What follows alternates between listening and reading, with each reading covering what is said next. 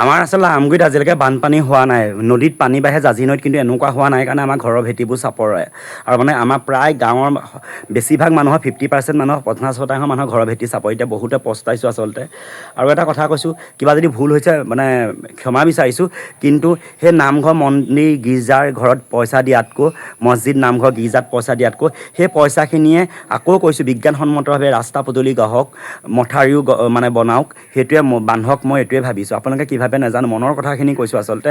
পণ্ডিত বা জ্ঞানী মানুহো নহয়, কিন্তু কথাখিনি কৈছোঁ আচলতে এতিয়া পৰিস্থিতিটোৰ কাৰণেহে কৈছোঁ। আকৌ যেন অহা বছৰ এনেকুৱা নহওক মানে, বা আকৌ কাইলৈ পৰহিলৈ এনেকুৱা এটা নহওক। কাইলৈ পৰহিলৈ ভিতৰত বা ৰাস্তা বনাব নোৱাৰে, কিন্তু অনাগত দিনবোৰত যেন চৰকাৰে এইটো মানে চকু দিয়ে। মানে প্ৰতিখন গাঁও ৱাৰ্ডত মানে স্বাস্থ্যৰ কাৰণে মানে কিবা সৰু সৰু এটা প্ৰতিষ্ঠান থাকক, মানে এটা গৃহ থাকক, যিবোৰ মানে চাব চেণ্টাৰ নিচিনা। আমাৰ ইয়াত এইখন মেডিকেল আছে, তাতো বানপানী হৈ গ'ল মানে এতিয়া মানে কি হৈ গৈছে, এনেকুৱা হৈ গৈছে মানে কি হৈছে গম পাইছেনে? বহুতৰ মানে নিউজবিলাকত চাই আছোঁ নহয়, মানে যিটো মানে চিকিৎসা ব্যৱস্থা বুলি সেইটো মানে নাই হোৱা। সেইকাৰণে কৈছোঁ আচলতে নামঘৰ মন্দিৰ গীৰ্জা মানে আপোনাৰ মছজিদত দিয়াতকৈ সেই পইচাখিনি বেলেগ বিজ্ঞানসন্মতভাৱে বেলেগ কাম কৰক মানে ৰাইজৰ কাৰণে। হা এতিয়া আমাৰ মায়ে কৈছে ন, নামঘৰতো এতিয়া মানুহ থাকিব পৰা নাই, হয় নহয়? সেইকাৰণে ওখ ওখ মানে ৰাস্তা বান্ধক আৰু বান্ধ দিয়ক, তাৰপৰা মথাউৰিও বান্ধক, আৰু মানে কিবা মানে এনেকুৱা প্ৰতিখন গাঁও ৱাৰ্ডত মানে পঞ্চায়তৰ মানে এলেকাত মানে কিবা ওখ ওখ এটা মানে ডাঙৰ ডাঙৰ ক্লাব ঘৰৰ নিচিনা সংঘ, মানে ডাঙৰ ডাঙৰ মানে কিবা যুৱ সংঘ যেনেকুৱা আমাৰ ৰুম থাকে, তেনেকুৱা ডাঙৰ ডাঙৰ ঘৰ বনাব লাগে। সেই পইচাখিনি যাতে মানুহখিনি বিপদত নপৰে, গৰু ছাগলীৰ পৰা মানুহলৈকে ভাবক কেনেকুৱা দুৰ্গতি হৈছে। মনৰ কথাখিনি কেনে হ'ল, কোনোবাই যদি কিবা বেয়া পাইছে নাজানো আৰু, মনৰ কথা কৈছোঁ। মানে প্ৰকৃতিতকৈ ডাঙৰ বস্তু কোনো নাই পৃথিৱীত, মনত ৰাখিব। বিশ্বব্ৰহ্মাণ্ডতকৈ প্ৰকৃতি আটাইতকৈ ডাঙৰ হয়। প্ৰকৃতি দেখিছে কালমূৰ্তি কি দেখিলে ন? সেইকাৰণে মানে আমি মানে প্ৰকৃতি আমি একো ৰোধ কৰিব নোৱাৰোঁ, কিন্তু প্ৰকৃতিক আমি ফেৰ মাৰিব নোৱাৰোঁ, কিন্তু আমি নিৰাপত্তাভাৱে থাকিবতো পাৰোঁ অলপ, নহয় জানো বন্ধুসকল? ৰাইজ সেইটোৱে মেইন কথা মানে। আপোনালোকে সেইকাৰণে মানে চৰকাৰৰ পৰা আঁচনিখিনি লোৱাতকৈ এনেকুৱা বিজ্ঞানসন্মত কাম কিছুমান কৰক, যাতে ৰাইজৰ সুবিধা হয়। কেৱল অকল মাইকী মানুহ, নাৰী, মহিলাসকলে মানে চৰকাৰী আঁচনি লৈ থাকিলে নহ'ব। এতিয়া যি দেখিছোঁ আৰু, বুজি পাইছে? ৰাইজ এয়া দেখিছে নহয়, গোঁসাইঘৰৰ গোটেই শেষ মানে ফটো। এয়া সত্যনাৰায়ণ ফটো, এয়া চাকি, এয়া গোটেই ফটো হয়, দেখিছে নাই? এইবোৰ গোটেই বিষ্ণু ফটো ভাগি ছিগি শেষ, সন্তোষী মাতা ফটো হয়। তাৰপৰা এইফালে ফটো এইবোৰ চব ভেজভেজীয়া দিলে। এইবোৰ ফটো চব ভেজভেজীয়া দিলে মানে। এইবোৰ লক্ষ্মী ফটো, গণেশৰ ফটো আছিলে চব। সেয়া চাউলৰ পৰা আদি কৰি গোটেই আৰু, গম পাইছে নহয়? মানে কি ক'ম আপোনালোকক আৰু, মানে এইখিনি এতিয়া ধুব লাগিব। আৰু এটা কথা কওঁ, এয়া মায়ে এইফালে এয়া চাফা কৰি আছে, দেখিছে নহয়? ইনভাৰ্টাৰটো মানে বেটেৰীটো, ইনভাৰ্টাৰটোতো গোটেইটো শেষেই হ'ল আৰু, মানে আপোনালোকক কি ক'ম আৰু, এইবোৰ ধুই আছে দেখিছে? আজিহে আমাৰ পানী শুকাইছে আৰু, মানে এই আছক আমাৰ পানী এতিয়াও ইমানকণ আছেই গেলি পিনি। তাৰপাছতে এইবোৰ ধুই পখালি এইভাগে এনেকৈ এনেকৈ থৈ দিছোঁ।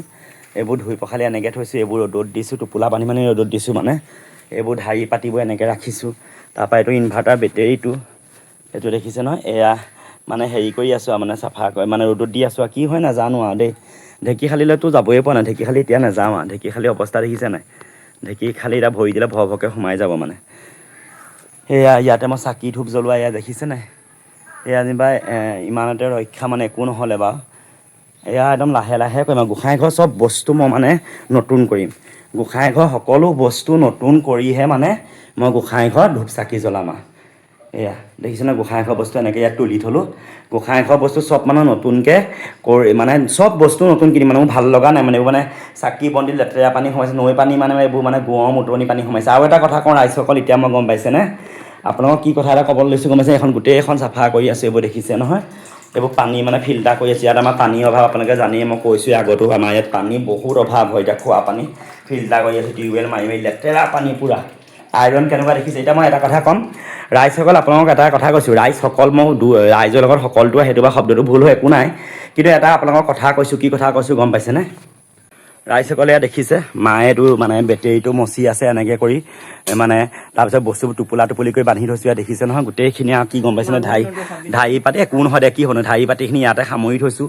আৰু আপোনালোকৰ গোঁসাইঘৰৰ গোটেই বস্তু শেষ হৈ গ'ল, গম পায়নে? আৰু এটা কথা কৈছোঁ, গোঁসাইঘৰ মই গোটেই বস্তুটো কিনি মেলি নতুনকৈ জীয়াই যদি থাকোঁ, তেতিয়াহে মই গোঁসাইঘৰ চাকি বন্তি জ্বলাম। এইবোৰ মানে গোটেই গোৱনি মুতনি পানী সোমাই আহি গোটেই শেষ কৰি পেলালে, নহয় জানো? আৰু ভগৱানক যেতিয়া, যিহেতু আজি ভগৱানৰ কাৰণে আমি জীয়াই আছোঁ, এই দেখিছে নহয়? এই বস্তু বস্তুখিনি ইয়াৰ ওপৰত তুলি থৈছোঁ এনেকৈ কৰি মানে ভগৱানৰ মানে নতুন বস্তু নতুন দুই এপদ বস্তু কিনি লৈহে গোঁসাই ঘৰত চাকি জ্বলাম। আৰু এটা কথা কৈছোঁ ৰাইজ, ইলেকশ্যনৰ আগমুহূৰ্তত যেন চৰকাৰৰ মানুহ আহি যে 1.5 লাখ 2 লাখ নামঘৰত দিয়ে, মোৰ মতে ওখ মথাউৰিবোৰ ভালকৈ বিজ্ঞানসন্মতভাৱে বনাব লাগে, গঢ়িব লাগে। প্ৰতিখন গাঁও বা নগৰ চহৰত মানে কি কৰিব লাগে, ৱাৰ্ডত এটা ডাঙৰ ক্লাব ঘৰৰ নিচিনা এটা ডাঙৰ ওখ পকী ঘৰ বনাই থ'ব লাগে, যাতে বানপীড়িত মানুহখিনিৰ কাৰণে সুবিধা হয়। আৰু এই কথাখিনি এতিয়াহে মোৰ মগজত আহিছে। আমাৰ গাঁৱৰ নামঘৰ নগৰ চহৰ যিমান নামঘৰ মছজিদ গীৰ্জা আছে, আজি এটা নামঘৰটো বনাইছে ইমান ডাঙৰ নামঘৰটো পানী সোমাই গৈছে। আপোনালোকে ভাবক তেন্তে সেই নামঘৰ মছজিদ নামঘৰ গীৰ্জাৰ ইমান পইচা খৰচ কৰাতকৈ চিকিৎসালয় পাতক। এতিয়া আপুনি চাওক, এডোখৰ ডেটল চাবোন দিছে নে ব্লিচিং পাউডাৰ অকণ দিছে নে আপোনাক মানে কি দিছে, ফেনাইল এটা দিছে। এনেকুৱাতো চবেই এতিয়া নিজে কৰিবলগীয়া হৈছে। কিমান অসুবিধা হৈছে গম পাইছেনে আপোনালোকে, মানে ক'বলৈ ভাষা নাই। সেইকাৰণে মই কৈছোঁ, ইলেকশ্যনৰ আগমুহূৰ্তত নিৰ্বাচনৰ আগমুহূৰ্তত নামঘৰত যেন 1.5 লাখ 2 লাখ 5 লাখলৈকে পইচা দিয়ে, সেই পইচাখিনি দিয়াতকৈ ওখ মথাউৰি বিজ্ঞানসন্মতভাৱে বনাব লাগে, ৰাস্তা পদূলি বনাব লাগে ধুনীয়াকৈ, নহয় জানো ৰাইজ? গাঁওখন মানুহে নকৰে, অকল 4 লেন বনালে নহ'ব নহয়, অকল যাতায়াতৰ ব্যৱস্থাটো কৰিলে নহ'ব নহয়, ইফালৰ পৰা গুৱাহাটী শিৱসাগৰ ডিব্ৰুগড় আহিলে নহ'ব নহয় ৰাইজ, গম পাইছেনে? অভাৰব্ৰিজ বনালে হ'ব জানো? তাৰ লগতে আমাৰ গাঁওবিলাকতো ওখ ৰাস্তা বনাব লাগিব। আজি আমি কেনেকুৱা ভুক্তভোগী আচলতে পস্তাইছোঁ এতিয়া। আগতে ধেমাজি লখিমপুৰৰ কথা আমি কেতিয়াও বেয়াকৈ কোৱা নাই, পানী বহা দেখিলে আমাৰ দুখ লাগে, গম পায়? পানী বহা দেখিলে আমি দুখ লাগে, আমি মানে কি ক'ম মানে চটফটাই থাকোঁ। আজিতো সেই পৰিস্থিতিটো নিজেই পাইছোঁ। আপোনালোকক এতিয়া মই এটা কথাই কওঁ, আকৌ কৈছোঁ, নিৰ্বাচনৰ আগত আপোনাৰ বৰমূৰীয়াসকলে আহি নামঘৰ মছজিদ গীৰ্জাৰ দিয়ে, ইমান লাখ লাখ টকা দিয়ে, সেইখিনি লাখ লাখ টকাৰে প্ৰতিখন গাঁৱত এটা ওখ ঘৰ বনাওক, এটা ওখ এনেকুৱা এটা ব্যৱস্থা কৰিব লাগে, য'ত ক্লাব ঘৰ নিচিনাকৈ, গম পায়নে?